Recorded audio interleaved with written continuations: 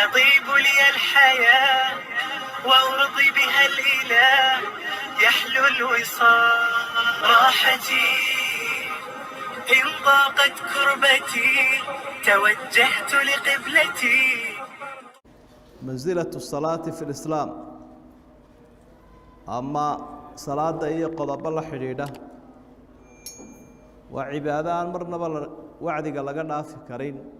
هذه العبادة صلاة مرك الله إرادة لا تعريفنا يا حق اللغة والدعاء وصلي عليه بولاي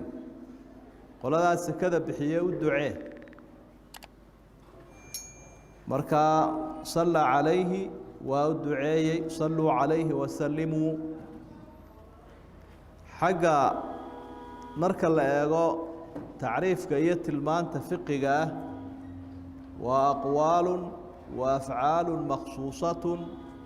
مفتتحة بالتكبير مختتمة بالتسليم وأريه يفعل قارة قبلا ما الله أكبر وكل ما نيا السلام عليكم وأريه خاصة وحلوقة شذا وإنت inoo jideeyay rasuulku sala allahu calayhi wasalam habka loo tukanayo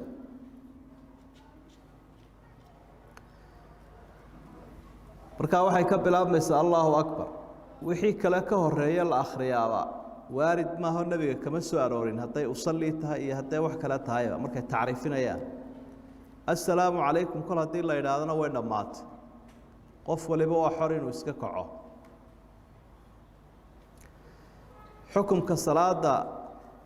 dee saynu wada ogsoonnay arkaanu islaamkiiba talabaad weeye waa arkaantii islaamku uu ku taagnaa waa faraa'idta kuwa u waaweyn waajibaadka kuwa u waaweyn wey xigmadda ku jirta cibaadadan aad bay u fara badanta waxaa kow ka ah waa alcubuudiya waxaynu ku xaqiijinaynaa inaynu ilaahay addoommo u nahay subxaana wa tacaala inaynu addoommo ilaahay nahay ayaynu ku caddaynaynaa amar buu ilaahay bixiyo aqiimu salaa buu salaada ooga waa yahay waynu idhaahnaa ma raadinayno wax kale ilaahay soonamaad farin waa ku hoggaansanay waynaga isu yeedhaynay la xaya cala salaa xaya cala alfalaax salaadii liibaanta u kaalaya marka la sii eego waxay noqonaysaa baahi aynu qabno daraaddeedoo ilaahaynu codsiyo u qadimayno isaguna uu inaga aqbalayaba qasamtu salaata baynii wa bayna cabdii xadiidkii saxiixa wuxuu tilmaamayey ilaahay baa wuxuu ku tilmaamay faatixada salaadii markaasuu yihi addoonkii iyo anigay noo qaybsan tahay salaad faatixadu walicabdii maa sa'ala addoonkayguna wuxuu leeyahy wuxuu weydiisto way ammaanayaa anigu codsina wii weydiisanaya ammaantii waan ka guddoomay wuxuu iga codsadayna diyaar baanu lahay inaan siiyo buu ilahay markaa dalabaadkeennaynu qadimaynaa iyo waxaynu u baahannahay markaynu tukanayno xigmadaha waxaa ka mid a ataskiya salaadu waa shayga aynu ruuxdeenna ku nadiifinayno ruuxdeennaynu ku nadiifinayna qad aflaxa man zakaaha waqad khaaba man dasaaha قد أفلح المؤمنون الذين هم في صلاتهم خاشعون قد أفلح من تزكى وذكر اسم ربه فصلى إنا أعطيناك الكوثر فصل لربك وانحر مركا تزكية قفك إنه نفتيس النظيفية وحكوين مجره والنظافة دي معنوية هيدا حق الروح إلى هاي دنبقى إنه قدافي waanu tilmaamayba nadaafadaas inay tahay mid muuqata rasuulkeenu sala allahu calayhi wasalam oo wuxuu tusaale ku bixiyey hadduu mid idinka mida webigu maraya buuhi hortiisa oo 5 jeer uu kaga maydhanayo kaga qobaysanayo maalintii hal yabqaa min daranihi shay miya wasakdiisa wax ka harayaan maya markaa wuxuu yihi ciddiyihiisa kuwa faraha iyo gacmahaba wax madow baa saa uga dareeraya oo khataaya wadunuub markaa nadaafadda muuqata iyo taqarsoon labadaba salaadu way leedahay waynaga arkayno qofka bani aadamkii inta ilaahay uu markuu weysiisanayo maydh waa intuu kula kulmo barafka iyo bacadka iyo bakteeriyada iyo boodhka inta uu kula kulmaya waa madaxii waa gacmihii waa cagihii dhegihii iyo sankii indhihii intii wax kaa galayeen oo dhan intii baa lagu maydh ilaa inta kale way kuu qarsoonta marka qofka shantaa jeer intaa maydhaya waxaan laga cabanaya bakteeriyada iyo viruska iyo parasite-ka iyo waxyaabahan yaryar cayayaanka dadka dila mid nool iyo mid aan noolaynba waxyaabaha lagu nadiifiyey ka mid marka waxba wasakdiisa ka hadhi maayaan buu nebigu leeyahy sala allahu calayhi wasalam adiga arkaya gaaladii ay soo ordeenoo dhan walba markay u rideen waxay ka wadi waayeen faraxasha oo fooldhaqda ayay ku soo urureen waxay cibaadadani u taagan tahay inay qofka ka hor joogsato wixii xun marka damiirkiisa iyo dareenkiisa iyo iimaankiisu kobco wuxuu kala garanayaa kala shaandhaynayaa waxa xun iyo waxa san qofka salaad saxa ah ee salaadu ay ka dhabtay ee salaadiisu ay suuragaltahay in la aqbalay waa qofka xumaanta iyo samaanta kala yaqaana inna salaata tanhaa can ilfaxshaa'i waalmunkar salaadu waa salaada wanaagsane qofka xumaanta ayay u diidaa iyo dembiga hebel waa salaad sax xumaantuu ka tegaya xikmadeeda waxaa ka mida waa itisaalu daa'imu bayna alcabdi wa rabbi waa xidhiir joogto ah oo addoonka iyo ilaahay u dhexeeya markaad doonayso madaxdaada calaaqadiiyo xidhiidhka idiin dhexeeyaa inuu wanaagsanaado kama aamustid maraad booqato maraad la hadasho maraad soo marto haddii uu ku waayana wuxuu kale xagaad qabatay baryaan lagooba arag mucaarid baad noqotay ay dhahdaa ilaahay baa subxaana wa tacaala iska keenla madaxi noomaaha wuu iska keen leeyahay marka haddii aad jeclayd xidhiidhka madaxdu inuu wanaagsanaato ilaahay ku abuuray khaaliqaaga ama waxaad u malaynaysa telefoonkiisaas waa inaanu kaa kala go-ayn telefoonkaa la yidhaahdo 432 telefonkaasaad garaaxaysa waa laga yaaba inaad tidhaahdo waa maxay musطalaxan ama eray bixintan qariibka ah eed leeda ilaahay baa telefoon lagula xidhiidhaya waxaynu ujeednaa waa salaadihii labadu waa subxii 4 duhurkii casarkii saddexduna waa maqribkii iyo 4 oo cishaayigiiya waa xidhiidhkii ilaahay daa'imka ah wey shantaas salaadood baa lagula xidhiidhaayo xidhiidhka si loo joogteeyo waxaa lagu yihi habeenkiina ha ka maqnaan inuu ha jarin xidhiidhka maalintiina ha jarin salaadihii waxa loo qeybiyey waktigii oo dhan habeenkii iyo maalintii marka guuldara haysato xadhiggii allah u go-ay addoonka ilaahay iska daayay inuu u tukado xidhiidhkii ilaahay wuu go-ay isagaana jaray markaad salaada u yaro dhaba gasho waa cajaa'ibkeedu wuu badan yihi arkaantii islaamka ama tiirarkii islaamka oo dhan baa ku dhex jira towxiidkii baa ku jiro markaad tukanaysa waxaad leedahay ashhadu an laa ilaaha ila allah wa ashhadu anna muxamadan cabduhu warasuuluh salaadiina way ku jirtaa iyadii baabaad tukanaysa sakadiina way ku jirtaa waa inagan soo nidhi qad aflaxa man zakaaha oo sakaad wadaaba naftaadii baad nadiifinaysa soomkuna wuu ku jiraayo waxa soomka jabiyaa salaadana wuu jabiyaa xajkiina wuu ku jiraayo qibladaad u jahaysantay shuruudaheeda waxaa ka mid ah in qiblada u jeesato marka waa cibaado cajaa'ibkaa leh cibaadada iyada ah faa'iidooyinkeeda waxaa ka mid a quluubta addoommaha isku xidhaa sida ay addoonkii ilaahay isugu xidhayso innagana waa isku keen xidhaysa waa xabag isku keen haysa salaadu in dadka islaamku uu isku xidhan yahayna waaba waxaa la doonaya diintu u timidba quluubtooda la isku xidho marka raggu ilaa isagaa taliyayaashii ahoo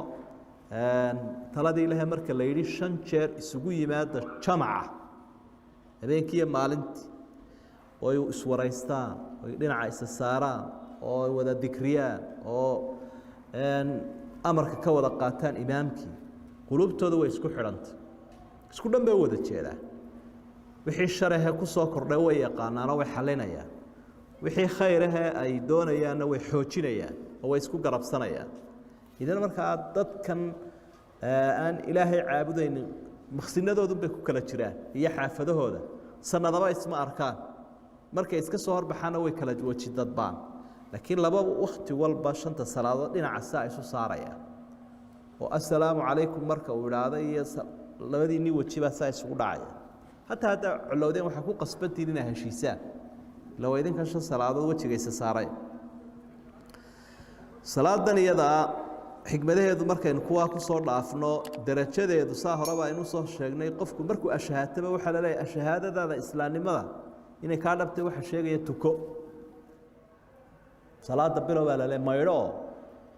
markaad nijaastii gaalnimada ka maydhato horay ka tuko dee waxa kuu muujinayaba nebigu sala allahu calayh wasalam markuu sii dhimanayey waxyaabaha uu si gaara u calaamadiyey bay iyadu ahayd الصلاة الصلاة وما ملكت أيمانكم دينتنا وحو سيجارة وعلامدية صلاة ضدكنا وحو سيجارة وعلامدية الضوماء وروارها الضوانسانين يقولنا حريص وإلالية ضدك أيها حربنا مكانة ذي الدرجة ذي واحد دليل كوغا مركا قفكو انتو آخرة صاب حيث سوتها محكمة إلهي ملفك أما ليسك أهر هي الله فريا حق حساب والصلاة أول ما يحاسب به العبد يوم القيامة الصلاة فإن صلحت صلح سائر عملي وإن فسدت فسد سائر عملي حديث صحيح عن النبي حقوق السجية أطومها كذا حيس إسكوها يستا ليجا أهر يلا فريا حقوق أطوم كيلا كذا حيسنا صلاة أهر رئيس يا ويلك هذا كاح ما تصلاة ama spear bad lagugu kaba aanay lahayn oo sunayaasha tukan jirin waad halaagsantay haday salaadaadu tahay salaad buuro ah oo buuxdana waad liibaantay arintaasina waa arin miisaan mansiladeeda iyo darajadeeda tusinaysa cibaadadan asxaabtu saasay u yaqaaneeno inaanay la mid baahayn cibaadooyinka kale qofka ka tagaaba u gaal noqonayo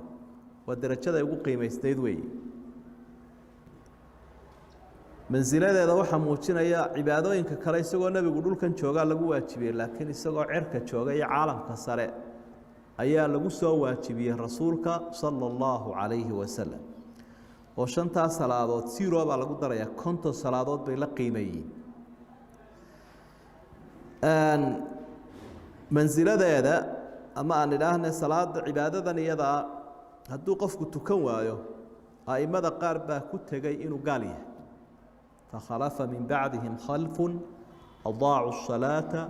واتبعوا الشهوات فسوف يلقون غيا أنبياء هؤلاء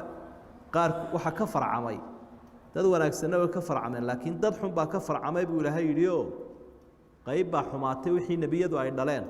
qaar ka mid dad xun bay noqdeen khalaf فخلف من بعدهم خلف ما هو خلف وأكوا dad xuna waxyaabuu ilaahay ku bilaabay waxa ka mid ah dad xunka salaaday ka ay dayaceen marka liiska dad xunka ayaad ku jirtaa dadka xun haddaad salaada dayacdo dadka wanaagsan kuma jirtid waxaad doontaba adigu sheego marka la waraysto ama muuminiintu ha waraystaan ama malaa'igtuba ee la yidhaahdo dadkii naarta ku xarooday ku dhex belaysan ku dhex baaba'aya maxaa ku gasheen naarta waxay yidhaahdeen maa salakakum fii saqar qaaluu lam nakun min almusalliin waanaan tukan jirin soo nima arkaysan inaanu naarta ku jirno imika halkana laga raacay salaad la-aantii ba ahayd war imikaba qofkii salaadda aan tukanayno iska ogow jawaabtii waa taa dadkii oo naartii ku jiraa la waraystay muuminiintii baa yidhi waa naar baa gasheen maxaa ku gasheen malaa'igtii baa yidhi maxaa ku gasheen waxay yidhahdeen lam nakun min almusalliin waa nasiib darrada nagu dhacday arwaanaan tukan jirin ma tukadayaal baanu ahay qaaraan kubkooda weyse marin baanu ahay qaaraan ilaahay is hortaagin baanu ahay cibaadadani si ay u quruxsanaato xidhiidhka adigiyo ilaahayna u wanaagsanaado waxay u baahan tahay oo aadaabteeda ugu muhiimsan waxaa la yidhaha alkhushuuc khushuucdu waa adigoon xawilnayn laakiin ilaahay u soo jeeda subxaana wa tacaala markaad tukanayso qad aflaxa almu'minuuna aladiina hum fii salaatihim khaashicuun dadka alla yaqaanka abaa liibaanay ee salaadooda markay tukanayaan khushuucsan ilaahay bay u soo jeedaan subxaana wa tacaala markuu bilaabay salaadda ilaa markuu dhammaynayo xidhiidhkiisu waa joogto maaha qof haybuuba ku jiro oo maqan wuxuu akhriyayo wuu isog yahay iyo wuxuu leeyahay iyo halku marayo salaadan iyada waxay leedahay si ay haddaba u quruxsanaato cilmi bay u baahantay intaas waa macluumaadkii thaqaafadeedii guud bay ahayd laakiin waxay u baahan tahay cilmi fiqiya oo wixii ay ku ansaxaysa iyo waxay ku buraysaba si lagaaga aqbalay u hagaagsanaato cilmigeeda inaynu baranaa waa laga maarmaan haddaad aragtay mansiladeeda iyo miisaanka ay leedahay cilmigeeda kuwa u muhiimsanina waa arkaanta shuruuda waxyaabaha buriya iyo waxa loo yaqaano mawaanicda mawaanicda waa waxyaabaha kaa hor joogsanaya salaadii shuruuddii sidoo kale waxa weeyaan markay salaadu isu kaa ballaqayso waa in shuruudaha laga helo tiirarkay ku taagan tahay si aanad qaar tiirarkaa u goyninoo salaadaadu aanay u dumin mubdilaadkii waxyaabihii kaa burin lahaa inahaasi mar kalaynu qaadan insha allah laakiin qaybtan hore waxaynu halkaa muuqaalkayna hor yimi shareecada islaamka miisaankay salaadi ku leedahay marka sax maaha wax aada u qaldan weeye islaamkan ku abtirsanayaa ilaahayna ishortaagi maayo tukan maayaba arrin aada u foolxun weeyo berigii hore la aqoonin laakiin gadaal iyo beryahan dambe muslimka ku soo baxday اللهم تقبل صلاتنا وصيامنا وقيامنا وقراءتنا وأعمالنا كلها يا أرحم الراحمين اللهم وفقنا لما تحبه وترضاه من الأقوال والأفعال والآراء وصلى الله وسلم وبارك على نبينا محمد وآله وصحبه وسلم وسبحان ربك